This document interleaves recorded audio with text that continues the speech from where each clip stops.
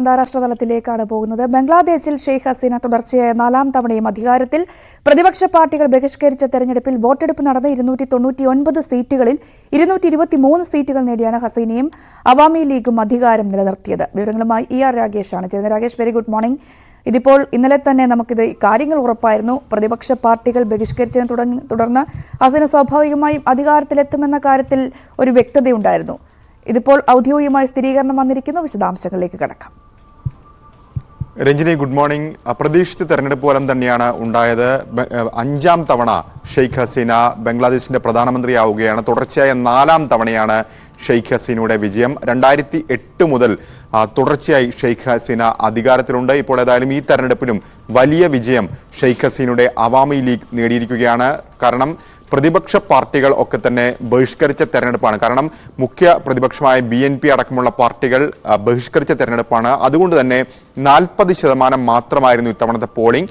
കഴിഞ്ഞ തവണ 80% പോളിംഗ് ബംഗ്ലാദേശ് തെരഞ്ഞെടുപ്പിൽ ഉണ്ടായതാണ്. പക്ഷേ അതിന്റെ പകുതിയായി ഇത്തവണ ചുരുങ്ങുന്ന സാഹചര്യം ഉണ്ടായി. കാരണം പ്രതിപക്ഷ പാർട്ടികൾ വോട്ടെടുപ്പ് ബഹിഷ്കരിക്കുക മാത്രമല്ല, വോട്ടിംഗിൽ നിന്ന് ജനങ്ങൾ വിട്ടുനിൽക്കുന്ന ആഹ്വാനവും നൽകിയിരുന്നു. അത് തന്നെയാണ് പോളിംഗ് ഇത്തവണ വലിയ രീതിയിൽ കുറയാൻ കാരണം. ഏതാണ്ട് പകുതിയിലധികം പോളിംഗ് കുറയുന്ന സാഹചര്യമുണ്ടായി. ഏതായാലും 300 മണ്ഡലങ്ങളിൽ 299 മണ്ഡലങ്ങളിലേക്കാണ് വോട്ടെടുപ്പ് നടന്നത്. ഈ 299 മണ്ഡലങ്ങളിൽ 223 സീറ്റ് നേടിയാണ് ഷെയ്ഖ് ഹസീനയുടെ പാർട്ടി വീണ്ടും അധികാരത്തിൽ എത്തിയിരിക്കുന്നത്. അതായത് 223 സീറ്റുകൾ അവാമി ലീഗ് നേടിയപ്പോൾ പ്രതിപക്ഷ പാർട്ടിയായ, അതായത് വോട്ടെടുപ്പിൽ പങ്കെടുത്ത പ്രധാന പ്രതിപക്ഷ പാർട്ടിയായ ജാതീയ പാർട്ടിക്ക് 11 സീറ്റാണ് നേടാൻ കഴിഞ്ഞത്.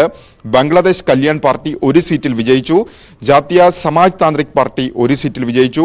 വർക്കേഴ്സ് പാർട്ടി ഓഫ് ബംഗ്ലാദേശിലും 1 സീറ്റിൽ വിജയിച്ചു. സ്വതന്ത്ര 62 സീറ്റുകൾ വിജയിച്ചു. ഇങ്ങനെ 299-ൽ 223 സീറ്റുകൾ നേടിയപ്പോൾ പ്രതിപക്ഷത്തിന്റെ കണക്കാണ് ഇപ്പോൾ സൂചിപ്പിച്ചത്. ഏതായാലും വലിയ അക്രമങ്ങൾ തെരഞ്ഞെടുപ്പിന് തൊട്ട് മുമ്പൊക്കെ തന്നെ അരങ്ങേറിയിരുന്നു. അതുകൊണ്ട് തന്നെ വോട്ടെടുപ്പിൽ വലിയ രീതിയിൽ ക്രമക്കേട് നടന്നുവെന്ന ആരോപണങ്ങൾ നിലനിൽക്കുന്ന ഒരു ഘട്ടത്തിലാണ് ഷെയ്ഖ് ഹസീന വീണ്ടും 4ാമതും അധികാരത്തിൽ എത്തിയിരിക്കുന്നത്. കാരണം മാസങ്ങൾക്ക് മുമ്പ് തന്നെ തെരഞ്ഞെടുപ്പിനുമായി ബന്ധപ്പെട്ടുകൊണ്ട് വലിയ അക്രമ പരമ്പരകൾ ബംഗ്ലാദേശിൽ അരങ്ങേറിയിരുന്നു. ഏതായാലും വിജയത്തിന് പിന്നാലെ ഷെയ്ഖ് ഹസീനയുടെ പ്രതികരണം വന്നിട്ടുണ്ട്. ഷെയ്ഖ് ഹസീന വ്യക്തമാക്കിയിരിക്കുന്നത് ആഹ്ലാദ പ്രകടനങ്ങളോ ഒന്നും തന്നെ ആവശ്യമില്ല എന്ന പ്രതികരണം, അല്ലെങ്കിൽ അത്തരമൊരു നിർദ്ദേശമാണ് ഇപ്പോൾ അണികൾക്ക് ഏതായാലും നൽകിയിരിക്കുന്നത്. ഷെയ്ഖ് ഹസീനയും ഗോപാൽഗഞ്ച് 3 ഷെയ്ഖ് ഹസീനയുടെ മണ്ഡലം. അവിടെ നിന്ന് വലിയ വിജയം ഷെയ്ഖ് ഹസീനയും സ്വന്തമാക്കിയിട്ടുണ്ട്. ഏതാണ്ട് 2,49,000 വോട്ടുകൾ ഷെയ്ഖ് ഹസീന സ്വന്തമാക്കിയപ്പോൾ തൊട്ടടുത്ത എതിർ സ്ഥാനാർത്ഥിക്ക് ലഭിച്ചത് 469 വോട്ടുകൾ മാത്രമാണ്. അങ്ങനെ ബംഗ്ലാദേശിന്റെ ചരിത്രത്തിൽ 5ാം തവണ ഷെയ്ഖ് ഹസീന ഏതായാലും അധികാരത്തിലെത്തിയിരിക്കുകയാണ്. ഇന്ത്യയെ സംബന്ധിച്ചിടത്തോളം ഷെയ്ഖ് ഹസീന വിജയം. കാരണം ഇന്ത്യയുമായി നല്ല ബന്ധമാണ് ബംഗ്ലാദേശിന് നിലവിലുള്ളത്. ഷെയ്ഖ് ഹസീനയ്ക്കും നല്ല ബന്ധമാണ് നിലവിലുള്ളത്. ഏതായാലും 5ാം തവണ ഷെയ്ഖ് ഹസീനയുടെ ബംഗ്ലാദേശിന്റെ ചരിത്രത്തിൽ അധികാരത്തിലെത്തിയിരിക്കുകയാണ്.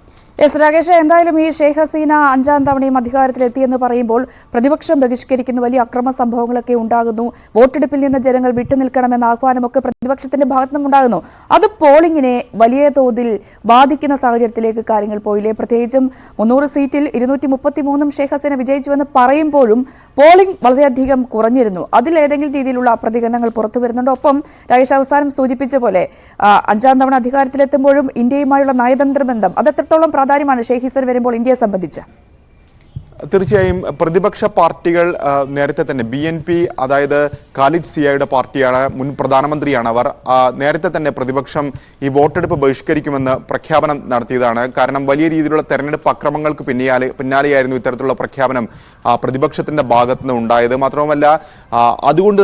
അതുമാത്രവുമല്ല ഇതിൽ ഏറ്റവും പ്രധാനപ്പെട്ട കാര്യം വലിയ നിർദ്ദേശങ്ങൾ ജനങ്ങൾക്ക് നൽകി എന്നുള്ളതാണ്. അതായത് വോട്ടെടുപ്പ് പാർട്ടികൾ ബഹിഷ്കരിക്കുന്നു മാത്രമല്ല, ജനങ്ങൾ ഈ വോട്ടെടുപ്പ് നിന്ന് വിട്ടുനിൽക്കണമെന്ന നിർദ്ദേശം കൂടി ഈ മുഖ്യ പ്രതിപക്ഷ പാർട്ടികളുടെ ഭാഗത്തുനിന്ന് ഉണ്ടായിരുന്നു. അതുകൊണ്ട് തന്നെ BNP അടക്കമുള്ള പാർട്ടികളിൽ നിന്ന് വിട്ടുനിൽക്കുകയായിരുന്നു. സ്വാഭാവികമായും കഴിഞ്ഞ തവണ 80% പോളിംഗ് രേഖപ്പെടുത്തിയൊരു തെരഞ്ഞെടുപ്പിൽ അത് ഇത്തവണ 40% ചുരുങ്ങി എന്ന് കാണുമ്പോൾ സ്വാഭാവികമായും വലിയൊരു വിഭാഗം ജനങ്ങൾ ഈ വോട്ടെടുപ്പ് പ്രക്രിയയിൽ നിന്ന് തന്നെ മാറി എന്ന് വേണം മനസ്സിലാക്കാൻ. അതാണ് 40% വോട്ടെടുപ്പ് ചുരുങ്ങിയതിൽ നിന്ന് കണക്കാക്കാൻ. ഏതായാലും